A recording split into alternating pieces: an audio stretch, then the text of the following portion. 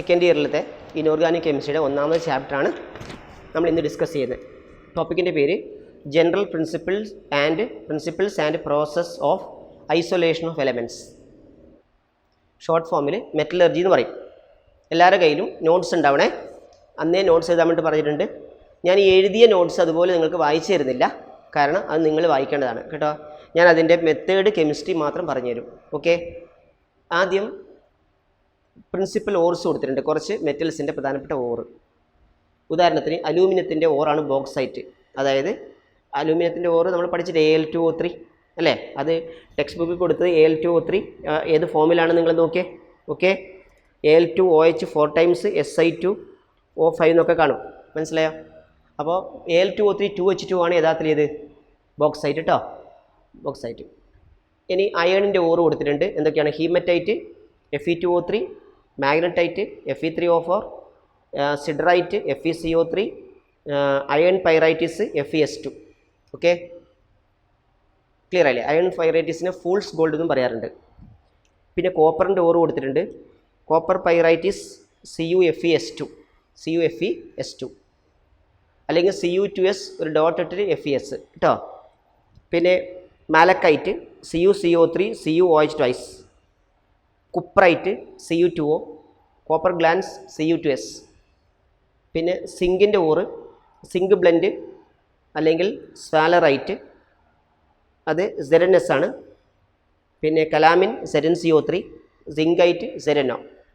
ഈ ഓറുകൾ എന്തായാലും അതിൻ്റെ പേര് നിർബന്ധമായിട്ടും അതിൻ്റെ ഫോമിലും ബൈഹാർട്ട് ചെയ്യണം കേട്ടല്ലോ. ഇനി മെറ്റലർജി എന്ന് പറഞ്ഞാൽ 4 സ്റ്റെപ്പാണ് മെറ്റലർജിയിലുള്ളത്. ഒന്ന്, അതിൻ്റെ ഇമ്പ്യൂരിറ്റീസ് റിമൂവ് ചെയ്യുന്ന മെത്തേഡ് കോൺസെൻട്രേഷൻ. രണ്ടാമത്തെ മെത്തേഡ് ആ ഓക്സൈഡിനെ ഏത് ഓറായാലും അതിനെ ഓക്സൈഡിൻ്റെ രൂപത്തിലേക്ക് മാറ്റുക. അതിന് നമ്മൾ അതിന് മെത്തേഡ് ഉപയോഗിക്കുന്നുണ്ട്, കാൽസിനേഷനും റോസ്റ്റിങ്ങും. പിന്നീട് നമ്മൾ ആ കാൽസിനേഷൻ അല്ലെങ്കിൽ റോസ്റ്റിംഗ് കഴിഞ്ഞതിന് ശേഷം അതിനെ ആ മെറ്റൽ ഓക്സൈഡിനെ മെറ്റലാക്കി മാറ്റും റിഡക്ഷൻ വഴി. അതാണ് മൂന്നാമത്തെ പ്രോസസ്സ്. പിന്നെ മെറ്റൽ ഓക്സൈഡിനെ മെറ്റലാക്കി മാറ്റി കഴിഞ്ഞാൽ ആ മെറ്റലിനെ നമ്മൾ എന്ത് ചെയ്യും? അതിലുള്ള ഇമ്പ്യൂരിറ്റീസ്, മെറ്റലിലുള്ള ഇമ്പ്യൂരിറ്റീസ് റിമൂവ് ചെയ്യുന്ന മെത്തേഡിനെ റിഫൈനിങ് എന്ന് വിളിക്കും. ഇത്രയും മനസ്സിലായല്ലോ. അതിൽ first method concentration of the or ആണ്. എന്താണ് കോൺസെൻട്രേഷൻ ഓഫ് ദി ഓർ? എല്ലാവർക്കും മനസ്സിലായി. കോൺസെൻട്രേഷൻ ഓഫ് ദി ഓർ അല്ലെങ്കിൽ ഓർ ഡ്രസ്സിങ് എന്ന് പറയും. വേണ്ടാത്ത ഇമ്പ്യൂരിറ്റീസ്, അപദ്രവ്യങ്ങൾ റിമൂവ് ചെയ്യാം.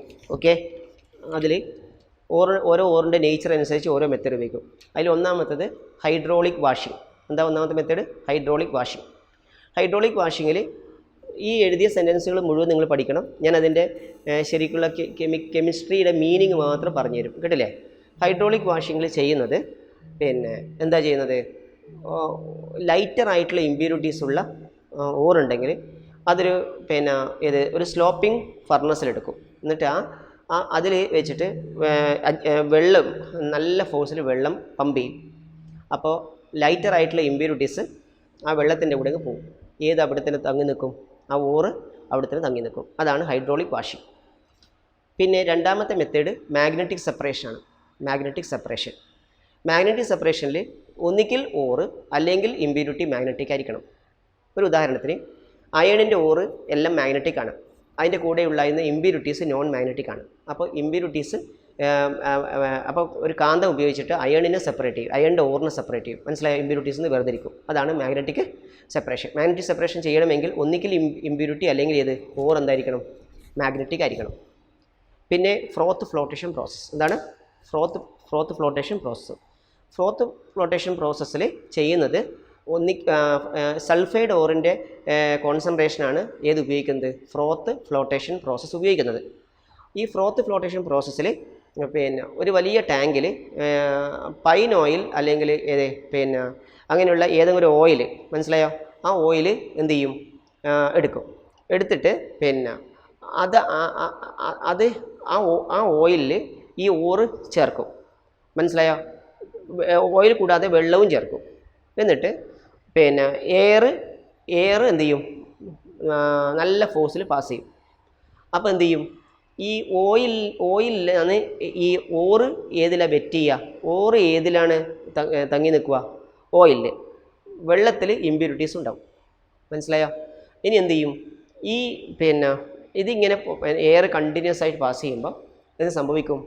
പതയായി മാറും. ഓയിൽ പതയാവൂലേ? ആ പത മുകളിലേക്ക് എത്തും. അത് സ്കിംഡ് ഓഫ് എന്ന് പറയും. സ്കിംഡ് ഓഫ് എന്ന് പറഞ്ഞാൽ അത് പുറത്തോട്ട് കളയും. മനസ്സിലായോ? എന്നിട്ട് ആ പതയിൽ നിന്ന് ആ ഓറ് വേർതിരിക്കുക. കാരണം ആ ഓറ് മാത്രമേ ഉള്ളൂ, അതിൽ കുറച്ച് ആസിഡ് എന്തെങ്കിലും ചേർത്താൽ ഡീകമ്പോസ് ചെയ്യും ആ പത. മനസ്സിലായോ? ആ മെത്തേഡ് പറയുന്ന പേരാണെന്ത്? ഫ്രോത്ത് ഫ്ലോട്ടേഷൻ പ്രോസസ്സ്. ആ ഫ്രോത്ത് ഫ്ലോട്ടേഷൻ പ്രോസസ്സിൽ ഓയിലിനെ പിന്നെ രണ്ട് ഒന്ന് എന്താണ് പിന്നെ ഒന്നിൻ്റെ പേര് എന്താണെന്ന് വെച്ചാൽ ഓയിൽ കലക്ടർ എന്ന് പറഞ്ഞു കഴിഞ്ഞാൽ നോൺ വെറ്റബിലിറ്റി, ഓയിലിനെ വെള്ളത്തിനോടുള്ള ഇഷ്ടം ഇല്ലാതാക്കാൻ വേണ്ടി ചേർക്കുന്ന സാധനത്തിന് എന്ത് വിളിക്കും? എന്താ വിളിക്കുക? കലക്ടർ. മനസ്സിലായല്ലോ? അപ്പോൾ ഈ നോട്ടിൽ അതുണ്ട്. കലക്ടറായിട്ട് ഉദ്ദേശിക്കുന്നത് പൈൻ ഓയിൽ, പിന്നെ ഫാറ്റി ആസിഡ്, സാന്തേറ്റ്സ് കേട്ടോ, ഈതയിൽ സാന്തേറ്റ് എന്നൊക്കെ പറഞ്ഞിട്ടുള്ള സാധനങ്ങളുണ്ട്. അപ്പോൾ എന്താണ് കലക്ടറിൻ്റെ ജോലി? ഓറിന് ആരോട് ഇഷ്ടം തോന്നാൻ പാടില്ല, വെള്ളത്തോട് ഇഷ്ടം തോന്നാൻ പാടില്ല. മനസ്സിലായോ? ആ തോന്നാതിരിക്കാൻ ചേർക്കുന്ന സാധനങ്ങളെ കലക്ടർ എന്ന് വിളിക്കും. പിന്നെ ഫ്രോത്തേഴ്സ് ചേർക്കും. ഫ്രോത്തേഴ്സ് എന്ന് പറഞ്ഞാൽ ആ ഫ്രോത്ത് സ്റ്റെബിലൈസ് ചെയ്യാൻ വേണ്ടി ചേർക്കുന്ന സാധനങ്ങളെ ഫ്രോത്തർ എന്ന് പറയും. മനസ്സിലായോ? അപ്പോൾ ഫ്രോത്തേഴ്സ് ചേർക്കും. അതിന് ഉപയോഗിക്കുന്ന സാധനങ്ങൾ ക്രിസോള്, അനിളി കേട്ടോ. ക്രിസോളും അതുപോലെ തന്നെ അനിളിലുമാണ് ഇത് ചേർക്കുന്നത്. മനസ്സിലായില്ലേ? ആ ക്രിസോളും അനിലും എന്താണ്? ആ ഫ്രോത്തിനെ പതയെ എന്ത് ചെയ്യുന്നു? സ്റ്റേബിളാക്കി നിർത്തുന്നു. മനസ്സിലായോ? അപ്പോൾ എല്ലാവർക്കും ആ ടേംസൊക്കെ മനസ്സിലായോ? ഫ്രോത്ത് ഫ്ലോട്ടേഷൻ പ്രോസസ് എന്താണെന്ന് മനസ്സിലായി? ഏത് ഓറിനെ ഉപയോഗിക്കൽ? സൾഫൈഡ് ഓറ്. ഇനി എന്താ ചെയ്യുന്നത് വെച്ചാൽ അടുത്തത് ചെയ്യുന്നത് വെച്ചാൽ ഇപ്പോൾ രണ്ട് സൾഫൈഡ് ഉണ്ട്. ഒന്ന് PbS, ഒന്ന് സിങ്ക് സൾഫൈഡും. അതിൽ ഈ PbS സിങ്ക് സൾഫൈഡ് ഉണ്ടെങ്കിൽ നമുക്ക് ആദ്യം വേർതിരിക്കേണ്ടത് ഏത്? ലെഡ് സൾഫൈഡാണ്. അപ്പോൾ നമ്മൾ എന്ത് അറിയോ? ഇതിലേക്ക് സോഡിയം സയനൈഡ് സാധനം ചേർക്കും. അപ്പോൾ സോഡിയം സയനൈഡ് ചേർക്കുമ്പോൾ ഈ സിങ്ക് സൾഫൈഡുമായിട്ട് റിയാക്ട് ചെയ്യുമ്പോൾ Na2ZnCN 4 ടൈംസ് ആവും. Na2ZnCN 4 ടൈംസ് ആയിട്ട് അത് മാറും. അത് വെള്ളത്തിൽ ലയിക്കും, വെള്ളത്തിനോട് ഇഷ്ടം തോന്നും. എന്നാൽ അതേ സമയത്ത് PbS ആയിട്ട് നിൽക്കും. മനസ്സിലായോ? അപ്പോൾ ആ PbS പതയായി മാറും, ആ പത സെപ്പറേറ്റ് ചെയ്യും. അതിനെ നമ്മൾ ഡിപ്രസൻസ് എന്ന് വിളിക്കും. എന്താ വിളിക്കുക? ഡിപ്രസൻറ്റ്. അപ്പോൾ PbSഉം സിങ്ക് സൾഫൈഡും ഉള്ള സാധനത്തിൽ സിങ്ക് സൾഫൈഡിന് ഓയിലിൻ്റെ കൂടെ പോകാതിരിക്കാൻ തോന്നിക്കണം. അതിന് നമ്മൾ ചേർക്കുന്ന സാധനമാണ് ഇത്. എന്താ അതിന് പറയുന്ന പേര്? ഞാൻ പറഞ്ഞു, ഡിപ്രസൻസ്. മനസ്സിലായോ? അപ്പോൾ ഡിപ്രസൻറ്റ് സിങ്ക് സൾഫൈഡിൽ സോഡിയം സയനൈഡ് ചേർക്കുമ്പോൾ സോഡിയം സയനൈഡും സിങ്ക് സൾഫൈഡും കൂടെ റിയാക്ട് ചെയ്തിട്ട് Na2ZnCN 4 ടൈംസ് എന്ന കോംപ്ലക്സ് ആവും. ആ കോംപ്ലക്സ് വെള്ളത്തിൽ ഇഷ്ടം തോന്നും. അപ്പോൾ PbSന് മാത്രം അതിനോട് ഇഷ്ടം തോന്നും, ഓയിലിനോട് ഇഷ്ടം തോന്നും. അങ്ങനെ ആ ഓയിലിൽ പതയായി മാറുന്ന പതയിൽ ഏതാ ഉണ്ടാവൽ? PbS. അതിനെ വേർതിരിക്കാം. മനസ്സിലായോ? അതാണ് ഞാൻ പറഞ്ഞ ഡിപ്രസൻറ്റ്. ക്ലിയർ ആയല്ലോ? അടുത്ത മെത്തേഡ് ലീച്ചിങ് ആണ്. ലീച്ചിങ് എന്ന് പറഞ്ഞാൽ ഒരു ഓറിനെ അതിൻ്റെ ഒരു സോൾവെൻറ്റിൽ ലയിപ്പിച്ചിട്ട് ആ സോൾവെൻറ്റിൽ നിന്ന് ഓറിനെ വേർതിരിക്കുന്ന മെത്തേഡിന് വിളിക്കുന്ന പേരാണ് എന്തത്? ലീച്ചിങ്. ഉദാഹരണത്തിന് ബോക്സൈറ്റിൽ സാധാരണ ഇമ്പ്യൂരിറ്റി ആയിട്ട് സിലിക്ക ഇമ്പ്യൂരിറ്റി ഉണ്ടാവും. അതുപോലെ തന്നെ സിലിക്ക ഇമ്പ്യൂരിറ്റി ഉണ്ടാവും. പിന്നെ ഏതാണ് നെക്സ്റ്റ്? Fe2 അയണിൻ്റെ ഓക്സൈഡ് ഇമ്പ്യൂരിറ്റി ഉണ്ടാവും. അതുപോലെ തന്നെ ടൈറ്റാനിയത്തിൻ്റെ ഓക്സൈഡ് ഇമ്പ്യൂരിറ്റി ഉണ്ടാവും. അപ്പോൾ അയണിൻ്റെ ഓക്സൈഡ്, ടൈറ്റാനിയത്തിൻ്റെ oxide, silicon dioxide SiO2, silica. ഇതാണ് ഇമ്പ്യൂരിറ്റി. മനസ്സിലായോ? പക്ഷേ അതിൽ രണ്ട് പേരൊക്കെ ഉണ്ട്. അത് നമ്മൾ അടുത്ത ഹൈ ലെവൽ നോട്ട്സ് നിങ്ങൾ വായിക്കണം കേട്ടോ. ഓക്കെ, റെഡ് ബോക്സൈറ്റും വൈറ്റ് ബോക്സൊക്കെ ആയിട്ടുണ്ട്. മനസ്സിലായി? അപ്പോൾ ഇനി നമ്മൾ ഈ ലീച്ചിങ്ങിൽ ചെയ്യുന്നത് അലൂമിനിയത്തിൻ്റെ ബോക്സൈറ്റ് സോഡിയം ഹൈഡ്രോക്സൈഡ് ഡിസോൾവ് ചെയ്യിക്കും. ബോക്സൈറ്റ് സോഡിയം ഹൈഡ്രോക്സൈഡ് ഡിസോൾവ് ചെയ്യിക്കുമ്പോൾ അത് സോഡിയം അലൂമിനേറ്റായി മാറും. ടെക്സ്റ്റ് ബുക്കിൽ സോഡിയം അലൂമിനേറ്റ് ആണ്. അത് ശരിക്കും സോഡിയം മെറ്റാ അലൂമിനേറ്റ് എന്നാണ് ശരിക്കും പറയല്. അത് NaAlO2 അല്ലെങ്കിൽ എന്താ നോട്ട് നോക്കുക, NaAlOH 4 ടൈംസ്. NaAlOH 4 ടൈംസ് കിട്ടിയല്ലോ. NaAlOH 4 ടൈംസ് അല്ലെങ്കിൽ NaAlO2. ഇതിനെ സോഡിയം അലൂമിനേറ്റ് എന്ന് വിളിക്കാം, അല്ലെങ്കിൽ സോഡിയം മെറ്റാ അലൂമിനേറ്റ്. കിട്ടില്ലേ? OH 4 ടൈംസിന് 2 H2O പോയി കഴിഞ്ഞാൽ ഈ സാധനം കിട്ടും. ആ സോഡിയം ഹൈഡ്രോക്സൈഡ് അതുപോലെ തന്നെ ബോക്സൈറ്റ്, ഇമ്പ്യൂറായ ബോക്സൈറ്റ് ചേർത്ത് കഴിഞ്ഞാൽ അത് സോലുബിൾ ആയിട്ടുള്ള സോഡിയം മെറ്റാ അലൂമിനേറ്റായി മാറും. സോഡിയം മെറ്റാ അലൂമിനേറ്റിൽ നമ്മൾ carbon dioxide gas pass ചെയ്ത് കഴിഞ്ഞാൽ അത് Al2O3 മാറും. Al2O3 XH2 ആയി മാറും, ക്രിസ്റ്റൽസ് ആയി മാറും. കേട്ടില്ലേ? പക്ഷേ അതോടൊപ്പം സിലിക്കൺ ഡയോക്സൈഡാണ് ഉള്ളതെങ്കിൽ SiO2, ഈ സിലിക്കൺ ഡയോക്സൈഡ് ഇമ്പ്യൂരിറ്റി ഉള്ളതിലാണ് ഇത് ഉപയോഗിക്കൽ കേട്ടോ. അതിന് വൈറ്റ് ബോക്സൈറ്റ് എന്ന് പറയും. അപ്പോൾ ഈ സിലിക്കൺ ഡയോക്സൈഡ് പിന്നെ സോഡിയം സിലിക്കേറ്റായി മാറും. സോഡിയം സിലിക്കേറ്റ് കിട്ടില്ലേ? ആ സോഡിയം സിലിക്കേറ്റ് പിന്നെ വെള്ളത്തിൽ ലയിക്കുന്നതാണ്. അപ്പോൾ സോഡിയം സിലിക്കേറ്റ് അവിടെ ഉണ്ടാവും. പക്ഷേ carbon dioxide gas pass ചെയ്യുമ്പം ഏത് മാത്രം NaAlO2 എന്ന സോഡിയം അലൂമിനേറ്റ് മാത്രം എന്തായി ക്രിസ്റ്റൽസായി മാറും കേട്ടോ. അതായത് Al2O3 ആയി മാറും. Al2O3 XH2O. എന്നിട്ട് അത് ഫിൽട്ടർ ചെയ്ത് കഴിഞ്ഞാൽ ആ ഫിൽട്രേറ്റ് ആയിട്ട് ഏത് പോവും? സോഡിയം സിലിക്കേറ്റ് പോവും. അപ്പോൾ ഇമ്പ്യൂരിറ്റി പോയി. ഇനി ആ ഏത് സാധനം Al2O3 XH2O ചൂടാക്കി കഴിഞ്ഞാൽ എന്ത് കിട്ടും? Al2O3 കിട്ടും.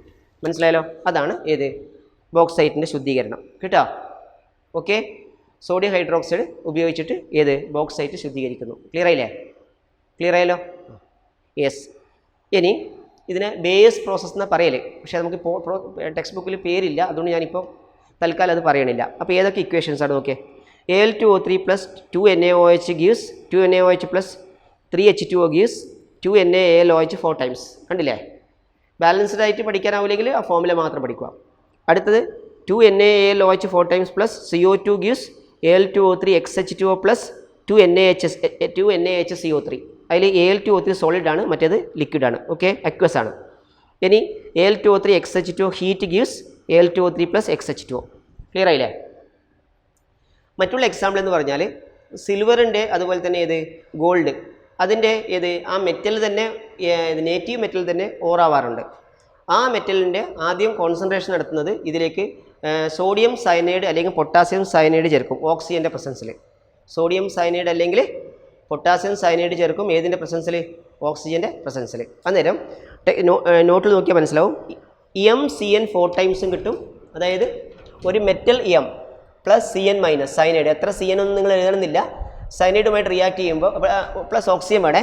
ഇതൊന്നും ബാലൻസ്ഡ് ആക്കി പഠിക്കേണ്ട, പ്ലസ് ഓക്സിജൻ കേട്ടോ. MCN 4 ടൈംസ് അതില്ലേ? MCN 4 ടൈംസ് എത്ര? MCN ട്വൈസ് ഉണ്ടാവില്ലേ? സോറി, MCN ട്വൈസ് ആണ്. സിൽവറും ഏത് Ag പ്ലസും Au പ്ലസും ആണ്. അപ്പോൾ MCN ട്വൈസ് മൈനസ് ഉണ്ടാവും, പ്ലസ് എന്തുണ്ടാവും? MCN twice minus plus metal ഉണ്ടാവും കേട്ടോ. M plus CN minus plus O2 gives MCN twice minus ഉണ്ടാവും. MCN ട്വൈസ് മൈനസ് ഉണ്ടാവും. ക്ലിയർ ആയ? OH മൈനസ് അവിടെ എഴുതിയിട്ടുണ്ട്, അതിന് ഇമ്പോർട്ടൻസ് ഇല്ല. MCN ട്വൈസ് മൈനസ് ഉണ്ടാവും, അത്ര നിങ്ങൾ എഴുതണ്ടോ. ഈ MCN ട്വൈസ് മൈനസ് ഇല്ലേ? അപ്പോൾ ഈ പിന്നെ ലീച്ചിങ് എന്ത് ചെയ്തു? ലീച്ചിങ് കഴിഞ്ഞ ശേഷം MCN ട്വൈസ് മൈനസിലേക്ക് സിങ്ക് ചേർക്കും. സിങ്ക് എന്ന് പറഞ്ഞാൽ ഒരു കുറച്ചുകൂടി ഇലക്ട്രോ പോസിറ്റീവായ മെറ്റലാണ്. അത് ചേർക്കുമ്പോൾ ZnCN 4 ടൈംസ് 2 മൈനസ് ആവും. അതാണ് ഞാൻ 4 ടൈംസ് നേരത്തെ എഴുതിയത് കേട്ടോ. 2 മൈനസ് പ്ലസ് M ഉണ്ടാവും. Here M equal to here M equal to ഒന്നിക്കൽ സിൽവർ അല്ലെങ്കിലോ ഗോൾഡ്. ക്ലിയർ ആയോ? Silver or gold. മനസ്സിലായോ? അതിൽ സോഡിയം സയനൈഡ് ആണ്, സിൽവറാണ് ഉപയോഗിക്കൽ. പൊട്ടാസ്യം സയനൈഡ് ആണെങ്കിൽ ഏത് ഉപയോഗിക്കും? ഗോൾഡ് ഉപയോഗിക്കും. ഗോൾഡിനാണെങ്കിൽ പൊട്ടാസ്യം സയനൈഡ് ഉപയോഗിക്കൽ. മനസ്സിലായോ? ക്ലിയർ ആയില്ലേ? ഇതും ലീച്ചിങ് ആണ്. ഇതിനെ നമ്മൾ പൊതുവെ വിളിക്കുന്ന പേരാണ് ഹൈഡ്രോ മെറ്റലർജി. എന്താ വിളിക്കുക? ഹൈഡ്രോ മെറ്റലർജി കേട്ടോ. ഈ ലീച്ചിങ് കഴിഞ്ഞ ശേഷം ഇലക്ട്രോ പോസിറ്റീവായ മെറ്റൽ ചേർത്തിട്ട് അതിനെ വേർതിരിക്കുന്ന മെത്തേഡിൻ്റെ പേരാണ് ഹൈഡ്രോ മെറ്റലർജി. വേണമെങ്കിൽ ഒന്ന് എഴുതിച്ചു ഹൈഡ്രോ മെറ്റലർജി. എന്താ hydro metallurgy? In this process എന്താണ്? ഇൻ ദിസ് പ്രോസസ് പിന്നെ yes, a metal is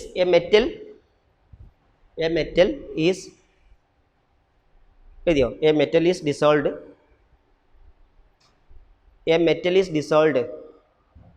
in a solvent.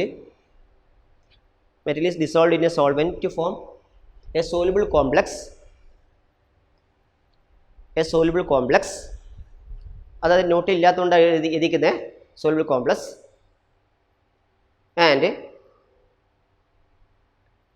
and the soluble complex when the soluble complex is converted into metal by adding by adding a highly electropositive metals like zinc. Clear ആയില്ലേ?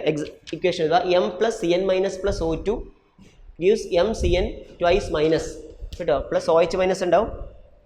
Okay, M plus C N minus plus O2 plus H2O gives M C N twice minus plus OH minus.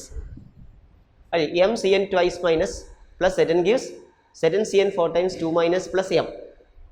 Here M equal to Ag or Au. Okay. ഇനി clear ആയല്ലോ? അടുത്തത് extraction of crude metal from concentrate or ആണ്. Crude metal concentrate ഓറാക്കി മാറ്റാൻ വേണ്ടി ഒന്നുകിൽ calcination അല്ലെങ്കിലോ roasting. എയറിൻ്റെ ആബ്സെൻസിലല്ലാതെ പിന്നെ ഒരു ഓറിനെ ചൂടാക്കിയിട്ട് അതിൻ്റെ ഓക്സൈഡാക്കി മാറ്റുന്നതിന് വിളിക്കുന്ന പേരാണ് എന്ത് പറ? വോളട്ടൈലായിട്ടുള്ള ഇമ്പ്യൂരിറ്റീസിനെ റിമൂവ് ചെയ്യുന്ന മെത്തേഡിന് വിളിക്കുന്ന പേരാണെന്ത്? കാൽസിനേഷൻ. കാൽസിനേഷൻ്റെ ആ ഒരു സെൻറ്റൻസ് എക്സ്ട്രാ ചേർത്തോ. കാൽസിനേഷൻ ഇൻവോൾവ്സ് ഹീറ്റിംഗ് മാത്രമേ ഉള്ളൂ. Calcination involves heating in the absence of air നോക്കിക്കോ. Calcination involves heating in the absence of air. It removes in the absence of air adililla ട്ടോ. It removes the volatile matters which escapes volatile. It എഴുതണ്ട, അതിലുണ്ട്, നോട്ടിലുണ്ട്. It removes the volatile matter which escapes leaving behind the metal oxide. മനസ്സിലായല്ലോ? ഉദാഹരണത്തിന് Fe2O3 XH2 ചൂടാക്കിയ Fe2O3 കിട്ടും.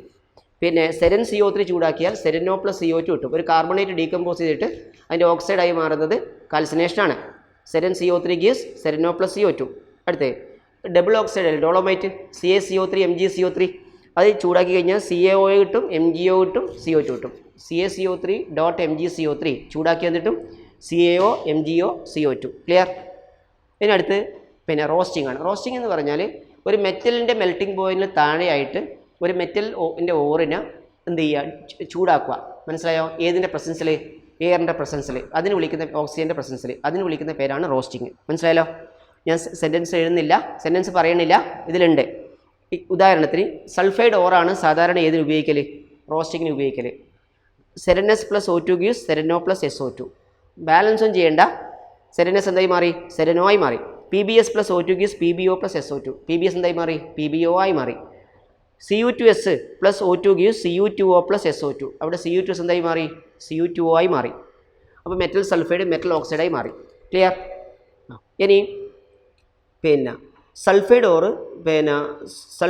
Also കോപ്പറിൻ്റെ sulphide ഓറില്ലേ, അത് സാധാരണ റിവർബറേറ്ററി ഫർണസിലാണ് ചൂടാക്കൽ. റിവർബറേറ്ററി furnace എന്ന് പറഞ്ഞാൽ എന്താണെന്ന് നിങ്ങൾ പരീക്ഷ ചോദിക്കില്ല. റിവർബറേറ്ററി ഫർണസ് എന്ന് പറഞ്ഞു കഴിഞ്ഞാൽ ഫ്യൂവലില്ലേ, നമ്മൾ കത്തിക്കുന്ന സാധനവും അതുപോലെ തന്നെ കത്തിക്കാൻ ഉപയോഗിക്കുന്ന സാധനമില്ലേ, കത്തിക്കാൻ ഇന്ധനം വേണ്ടേ, ആ ഇന്ധനവും പിന്നെ ഈ ഓറും നേരിട്ട് കോണ്ടാക്റ്റ് ആവാതിരിക്കാൻ വേണ്ടി ഒരു ചേമ്പറിൽ ഇന്ധനം കത്തിക്കും. ആ ഇന്ധനം കത്തിയപ്പോൾ ഉണ്ടാകുന്ന ഫ്ലെയിം നേരെ ഏതിലേക്ക്? ഓറ് ഉള്ള ചേമ്പറിലേക്ക് ബ്ലോ ചെയ്യും. അപ്പോൾ ഓറുള്ള ചേമ്പറിലേക്ക് ഫ്യൂവൽ കത്തിക്കുമ്പോൾ ഉണ്ടാകുന്ന ഫ്ലെയിം ബ്ലോ ചെയ്യും. മനസ്സിലായോ? അപ്പോൾ അന്നേരം ഫ്യൂവലും പിന്നെയോ ഈ ഓറും നേരിട്ട് കോണ്ടാക്റ്റ് വരില്ല. അങ്ങനെയുള്ള ഫർണസ് തന്നെയാണ് എന്ത് വിളിക്കൽ? റിവർബറേറ്ററി ഫർണസ്. മനസ്സിലായോ? അപ്പോൾ സൾഫൈഡ് ഓർസോ കോപ്പർ സാധാരണ ഏത് ഫർണസാണ് ഉപയോഗിക്കൽ? റിവർബറേറ്ററി ഫർണസ്. മനസ്സിലായോ? അങ്ങനെ ആ റിവർബറേറ്ററി ഫർണസിൽ കുറച്ച് പിന്നെ അയേൺ ഓക്സൈഡ് ഉണ്ടാവും. ആ അയേണിൻ്റെ ഓക്സൈഡ് മിക്സ്ഡ് വിത്ത് സിലിക്ക കേട്ടല്ലോ, അതിലേക്ക് സിലിക്ക മിക്സ് ആക്കും. മനസ്സിലായല്ലോ? പിന്നെ അതിൽ അയേൺ ഉണ്ടാവും. ഓക്കെ, ചില കോപ്പറിൻ്റെ ഓറിൽ അയേൺ ഉണ്ടാവും. പിന്നെയോ അത് ഏത് മാറ്റി മിക്സാക്കും? സിലിക്ക ചേർത്ത് മിക്സാക്കും. അപ്പോൾ എന്തിനാണ് സിലിക്ക ചേർത്ത് മിക്സാക്കുന്നറിയോ? ആ FeO ഉണ്ടാവും. അയേൺ ഉണ്ടെങ്കിൽ അത് എന്ത് ചെയ്യുമ്പോൾ റോസ്റ്റിംഗ് നടത്തുമ്പോൾ FeO ആയി മാറും. ആ FeO SiO2മായി റിയാക്ട് ചെയ്യുമ്പോൾ FeSiO3 എന്ന് പറയുന്ന സ്ലാഗ് ആവും. നിങ്ങൾക്കറിയില്ലേ സ്ലാഗ്? നിങ്ങൾ പഠിച്ചിട്ടില്ലേ?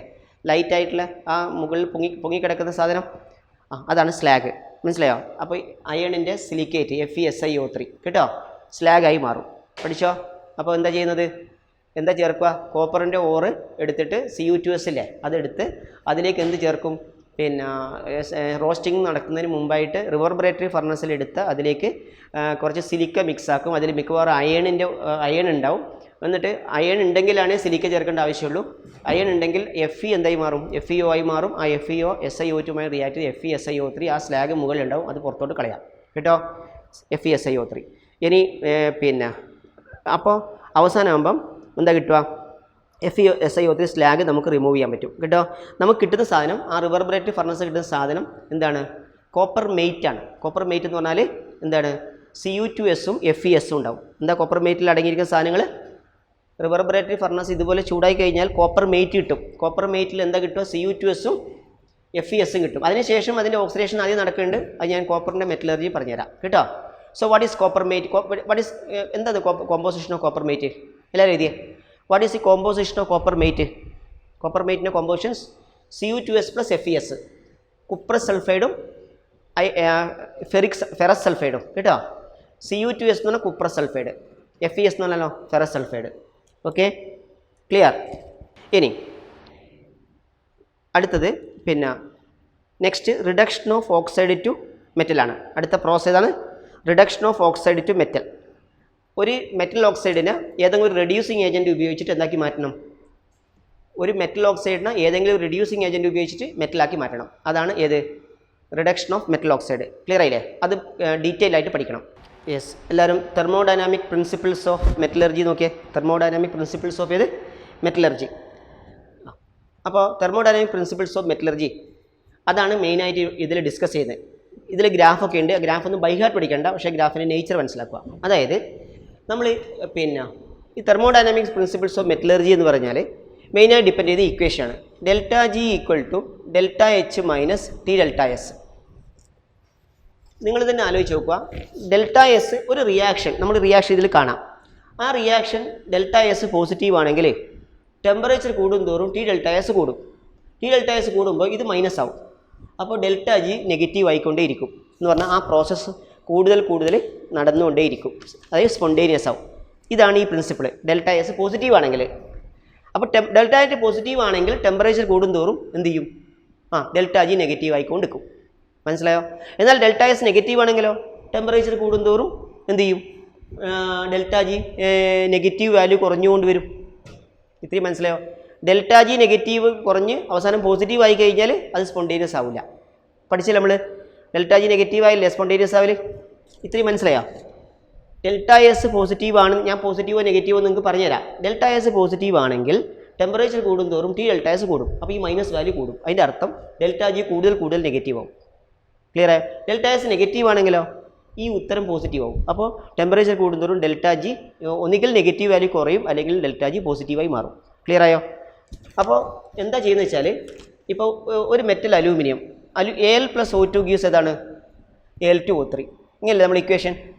പക്ഷേ ഇവിടെ നമ്മൾ ഇതിൻ്റെ ΔG കണ്ടുപിടിക്കണം. പക്ഷേ സംഭവം എന്ന് വെച്ചാൽ ഇതിൻ്റെ ബാലൻസ് ചെയ്ത ഇക്വേഷൻ 2Al + എത്ര? 3/2 O2 ഗീവ്സ് Al2O3 അല്ലേ? ഇത് 1 മോൾ ഓക്സിജൻ കൺസ്യൂം ചെയ്യുന്ന രൂപത്തിലേക്ക് മാറ്റുക. 1 മോൾ ഓക്സിജൻ കൺസ്യൂം ചെയ്യുമ്പോൾ 3/2 O2 അല്ലേ ഉള്ളത്? അതിനെ 3/2 കൊണ്ട് ഡിവൈഡ് ചെയ്താൽ അല്ലല്ലേ എന്ത് കിട്ടൽ? 1 കിട്ടൽ അല്ലേ? 3/2നെ 3/2 കൊണ്ട് ഡിവൈഡ് ചെയ്താൽ എത്ര കിട്ടും? 1 കിട്ടും. അപ്പോൾ ഈ 2നെ 3/2 കൊണ്ട് ഡിവൈഡ് ചെയ്യുക. 2/3/2 അല്ലേ? 2 / 3/2 Al എന്ന് പറഞ്ഞാൽ 1/3 Al ആവും പ്ലസ് O2 ഗീവ്സ് ഏത്? ഇതിനെയും ഇതുകൊണ്ട് ഡിവൈഡ് ചെയ്യുക 3/2. അപ്പോൾ 3/2 Al2O3 കിട്ടും. ΔG for the formation of oxide per mole of oxygen consumed. ΔG for the formation of Al2O3 per mole of oxygen consumed. 1 mall oxygen consume ചെയ്യുമ്പോൾ ഉള്ള ΔG മനസ്സിലായോ? Against temperature graph വരക്കും. Against temperature ഒരു graph വരക്കും. മനസ്സിലായോ? ΔG against temperature graph വരക്കും. Like മനസ്സിലായോ? ആ ഗ്രാഫിക്കൽ സ്റ്റഡി നടത്തിയത് എല്ലിംഗം എന്ന് പറയുന്ന സയൻറ്റിസ്റ്റാണ്. അതുകൊണ്ട് ഇതിനെ എല്ലിംഗം ഡയഗ്രാം എന്ന് പറയും. എല്ലിംഗം കേട്ടോ? എല്ലിംഗം ELLINGHAM എല്ലിംഗം ഡയഗ്രാം. ഇത് സ്റ്റഡി ചെയ്ത് എല്ലിംഗം എന്ന് പറയുന്ന സയൻറ്റിസ്റ്റാണ്. അതുകൊണ്ട് അതിനെ എല്ലിംഗം ഡയഗ്രാം എന്ന് പറയും കേട്ടോ. അപ്പോൾ what is Ellingham diagram? The graph drawn between ഏത്? ΔG for the formation of oxide. അങ്ങനെ എഴുതിക്കോ. The graph drawn between. ചിലപ്പോൾ അതേപോലെ ഈ ഇതിൽ സെൻറ്റൻസ് ഉണ്ടാവില്ല. അപ്പോൾ എഴുതിക്കോ. The graph drawn between ΔG for the formation of oxide, metal oxide, delta G for the formation of metal oxide per mole of oxygen consumed. എഴുതിയോ? ഫോർമേഷൻ ഓക്സൈഡ് എന്തായാലും മതി, കാരണം കാർബൺ ഡൈ ഓക്സൈഡ് ഒക്കെ ഇതിലുണ്ട്. Per mole of oxide എഴുതിയോ? Per mole of oxygen consumed ഇതില്ലേ? Formation of oxide per mole of oxygen consumed എഴുതിയോ? And between ഏതാണ്? Delta G and temperature is called Ellingham diagram.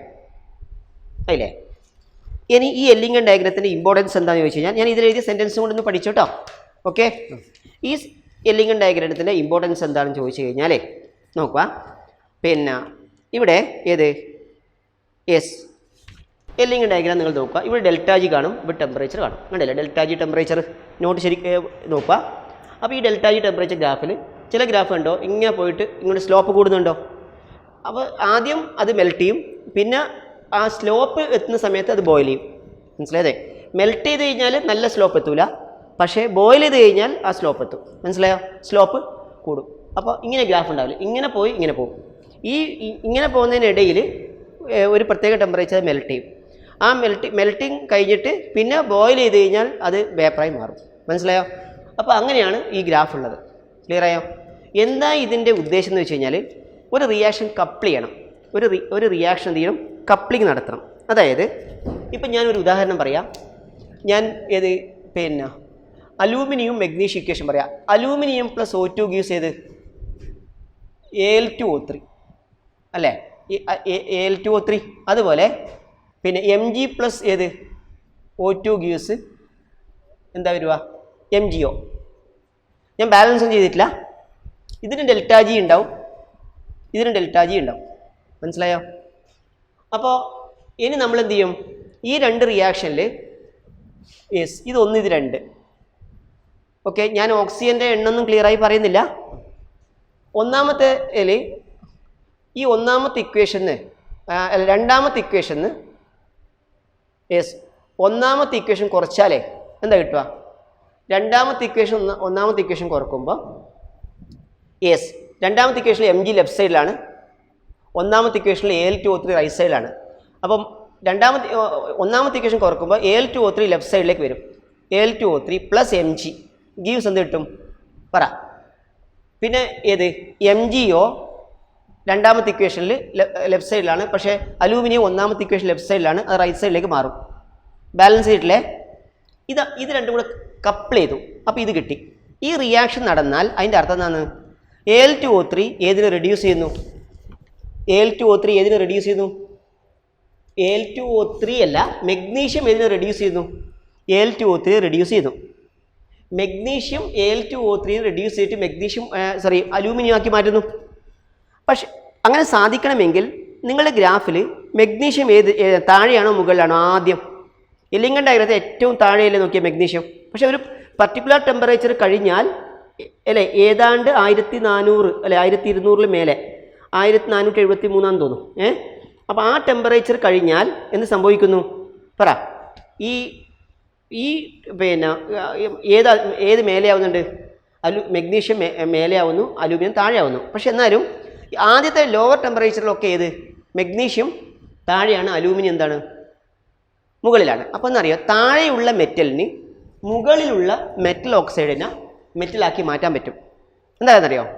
താഴെയുള്ള മെറ്റലിന് മുകളിലുള്ള മെറ്റലിന് ഇപ്പോൾ ഉദാഹരണത്തിന് ഈ ഡെൽറ്റ ജി ഞാൻ വെറുതെ ഒരു വാല്യൂ ചെയ്തിട്ടുണ്ട്, -250.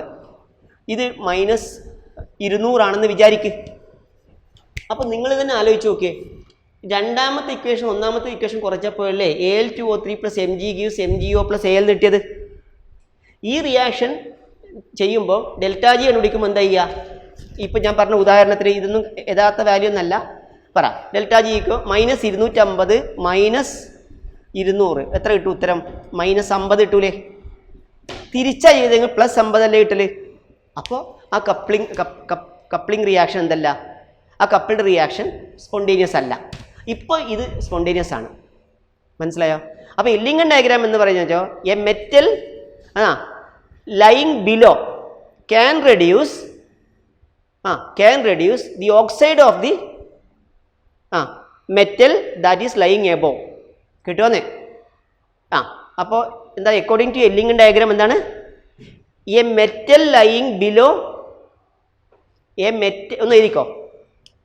A metal lying below in Ellingham diagram, a metal lying below കുറേ മെറ്റൽ ഓക്സിജനുമായി ചേർത്ത് മെറ്റൽ ഓക്സൈഡായി മാറുന്ന ഗ്രാഫാണ് നമ്മൾ കാണുന്നത്. കേട്ടില്ലേ? ഓക്കെ, ഒരു പർട്ടിക്കുലർ ടെമ്പറേച്ചർ അത് മെൽറ്റ് ചെയ്യും, പിന്നെ കുറച്ച് കഴിഞ്ഞാൽ അത് ബോയിൽ ചെയ്യാം. മനസ്സിലായത്? അതാ ഉദ്ദേശിക്കുന്നത്. എ മെറ്റൽ ലൈയിങ് എന്താണ്? A metal lying below in Ellingham diagram, below in Ellingham diagram can reduce another metal എഴുതിയോ? can reduce the oxide of the other metal, can reduce the oxide of the other metal which is lying above. എഴുതിയോ? which is lying above. എന്താ കാരണം? അതിന് കാരണം എന്താണ്? ആ coupled റിയാക്ഷൻ്റെ delta G എന്താ കാരണം? നെഗറ്റീവ് ആവുന്നുണ്ട്. കേട്ടോ? മനസ്സിലായില്ലേ? Since the delta G of the coupled reaction is negative. എനിക്കോ since delta G of the coupled reaction is negative. Since delta G of the coupled reaction is negative. Clear ആയോ? അപ്പോൾ ഇതെന്നാ കാണിക്കുന്നത്? കുറഞ്ഞ ടെമ്പറേച്ചറിൽ മെഗ്നീഷ്യം താഴെയാണ് അലൂമിനിയത്തിനേക്കാൾ. അപ്പോൾ ആ ടെമ്പറേച്ചർ, എത്രയാണോ ടെമ്പറേച്ചർ നോക്കുക, ആ എ എന്ന് മാർക്ക് ചെയ്ത ടെമ്പറേച്ചർ കറക്റ്റ് ഗ്രാഫിൽ നിന്ന് കിട്ടുന്നുണ്ട് നോക്കുക. 1200 മേലെയാണ്. കേട്ടോ? ഓക്കെ, അപ്പോൾ ഏതാണ്ട് 1473 കെൽവിനാണെന്ന് 1473 അല്ല 1400 മേലെ വരുന്നുണ്ട് കുറച്ച്. കേട്ടോ? 1200 ഏകദേശം 1400 സംതിങ് അതിന് അടുത്തുണ്ട്. 1300 to 1400 ആ ടെമ്പറേച്ചറിൽ എന്ത് ചെയ്യും? അതുവരെ ഏതാ മേലെ? മെഗ്നീഷ്യമാണ് താഴെ, അലൂമിനിയമാണ് മേലെ. കേട്ടോ? അതുകൊണ്ട് മെഗ്നീഷ്യത്തിന് അലൂമിനിയത്തിൻ്റെ ഓക്സൈഡിനെ റെഡ്യൂസ് ചെയ്യാം. ആ ടെമ്പറേച്ചർ മേലെയോ? ആ ടെമ്പറേച്ചർ മേലെ അലൂമിനിയത്തിന് മെഗ്നീഷ്യത്തിൻ്റെ ഓക്സൈഡിനെ റെഡ്യൂസ് ചെയ്യാൻ പറ്റും. മനസ്സിലായോ? ക്ലിയർ? ആ ടെമ്പറേച്ചറിന് മേലെ അലൂമിനിയത്തിന് മെഗ്നീഷ്യത്തിൻ്റെ ഓക്സൈഡ് റെഡ്യൂസ് ചെയ്യാൻ പറ്റും. എന്താ കാരണം? എന്താ കാരണം? അവിടെ ആ കപ്പിൾഡ് റിയാക്ഷൻ നെഗറ്റീവ് ആവുന്നുണ്ട്. കേട്ടോ? അപ്പോൾ അങ്ങനെ നിങ്ങൾ നോക്കിയാൽ മതി. ഏതാണോ താഴത്തെ മെറ്റൽ, ആ ഗ്രാഫിലെല്ലാം ഓർഡറിലങ്ങ് പഠിച്ചു നോക്കുക. ഏറ്റവും താഴെ മെഗ്നീഷ്യം, പിന്നെ അലൂമിനിയം, പിന്നെ സിങ്ക്. കാർബണിൻ്റെ അവിടെ നിൽക്കട്ടെ, കാർബണിൻ്റെ അയണിൻ്റെ മെറ്റലർജി പഠിക്കാനുണ്ട്. ഓക്കെ, അപ്പോൾ ഏതാ ഓർഡർ പറഞ്ഞത്? മെഗ്നീഷ്യം, അലൂമിനിയം, സിങ്ക്, പിന്നെ അയൺ അല്ലേ? Okay, magnesium, aluminium, zinc, iron, പിന്നെ ഏതാ ഉള്ളത്? കോപ്പർ. ശരിയല്ലേ? അയൺ കഴിഞ്ഞാൽ കോപ്പർ. അത്രയും മാത്രമേ നമുക്ക് ഇതിൽ കാണുന്നല്ലോ. ഓക്കെ, ക്ലിയർ ആയില്ലേ? അപ്പം ഇനി നിങ്ങൾ നോക്കിയേ, ഈ സിങ്കിൻ്റെ ഗ്രാഫൊക്കെ കാർബൺ മോണോക്സൈഡിൻ്റെ കാർബണിൻ്റെ ഒക്കെ ഗ്രാഫ് ഉണ്ട്. അതിനേക്കാൾ താഴെയാണ്, അതിനേക്കാൾ മേലെയാണ്. അതുകൊണ്ട് സിങ്കിന് ഈ കാർബണിന് കാർബൺ കൊണ്ടും കാർബൺ മോണോക്സൈഡ് കൊണ്ടൊക്കെ റെഡ്യൂസ് ചെയ്യാൻ പറ്റും. മനസ്സിലായോ? ഓക്കെ, ഏതായാലും താഴെയുള്ളതിന് മുകളിലുള്ള മെറ്റൽ ഓക്സൈഡിനെ മെറ്റലാക്കി മാറ്റാൻ പറ്റും. ഇതാണ് എല്ലിംഗൻ ഡയഗ്രാം. ക്ലിയർ ആയോ? പിന്നെ എല്ലിംഗൻ ഡയഗ്രത്തിലെ ലിമിറ്റേഷൻ നിങ്ങളൊന്ന് വായിച്ചു നോക്കിയാൽ ഇതിൻ്റെ തെർമോഡൈനാമിക്സിൻ്റെ വെച്ചിട്ട് മാത്രമുള്ള ഒരു എക്സ്പ്ലനേഷൻ, കൈനറ്റിക്സുമായിട്ട് ഒരു ബന്ധവുമില്ല. അതാണ് ഒരു ലിമിറ്റേഷൻ. ആ സെൻറ്റൻസ്, ഒന്നാമത്തെ സെൻറ്റൻസ് അങ്ങ് പഠിച്ചാൽ മതി. രണ്ടാമത് വെച്ചാൽ ഇത് എപ്പോഴും ഇക്വിലിബ്രിയത്തിലുള്ള റിയാക്ഷൻ അല്ലേ? നോക്കിയാൽ ആ ഓക്സൈഡ് ആ മെറ്റലുമായി റിയാക്ട് ചെയ്യുമ്പോൾ വേറെ മെറ്റൽ ഓക്സൈഡ് ആവുന്ന ആ റിയാക്ഷൻ ഇക്വിലിബ്രിയത്തിലാണ്. സോളിഡ് സബ്സ്റ്റൻസ് ഇതിൽ ഇൻവോൾവ് ചെയ്യും. പക്ഷേ സോളിഡിൻ്റെ കോൺസെൻട്രേഷൻ ഇക്വിലിബ്രിയത്തിനെ ബാധിക്കുന്നില്ല. മനസ്സിലായോ? അതുകൊണ്ട് തന്നെ ഇത് എല്ലായ്പ്പോഴും ഇത് വാലിഡ് ആണെന്ന് പറയാനാവില്ല. മനസ്സിലായോ? മാത്രമല്ല പിന്നെ ഈ റിയാക്റ്റൻ്റ് എന്ന് പറയുന്നത് ഈ റിയാക്റ്റൻ്റ് വളരെ ചെറിയ ടൈമിലേ കോണ്ടാക്റ്റിലാവുന്നുള്ളൂ. കുറേ സമയം എല്ലായ്പ്പോഴും കോണ്ടാക്റ്റിൽ ഉണ്ടാവണം നിർബന്ധമില്ല. മനസ്സിലായോ? അതുകൊണ്ട് ആ ഇക്വിലിബ്രിയം എല്ലായ്പ്പോഴും നിലനിൽക്കുന്നു എന്ന് നമുക്ക് പറയാനാവില്ല. ക്ലിയർ ആയോ? അതാണ് അതിൻ്റെ ലിമിറ്റേഷൻ. അത് സെൻറ്റൻസായി വായിച്ചാൽ മതി. ഓക്കെ, ക്ലിയർ ആയില്ലേ? ഇനി വീണ്ടും നമുക്ക് ആവശ്യമുണ്ട് അയണിൻ്റെ മെറ്റലർജി അടുത്ത് പറയുന്നത്. ക്ലിയർ? യെസ്, നോക്കുക. അയണിൻ്റെ മെറ്റലർജിയുടെ ഫസ്റ്റ് സെൻറ്റൻസ് ഒന്ന് വായിക്കുക.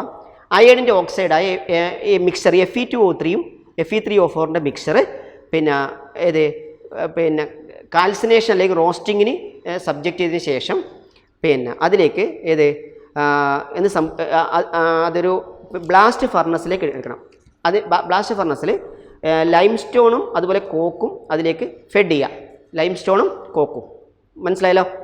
അപ്പോൾ ഇത്രയും കാര്യങ്ങൾ ചെയ്യുക. എന്തൊക്കെയാണ്?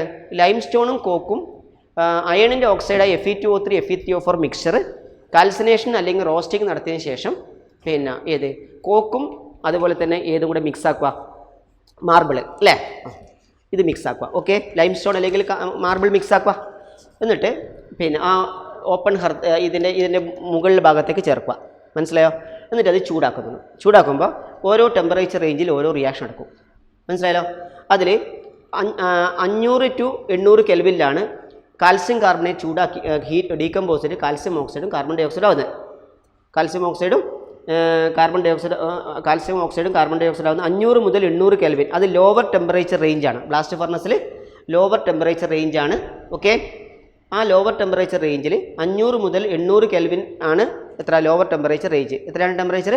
500 to 800 കെൽവിൻ.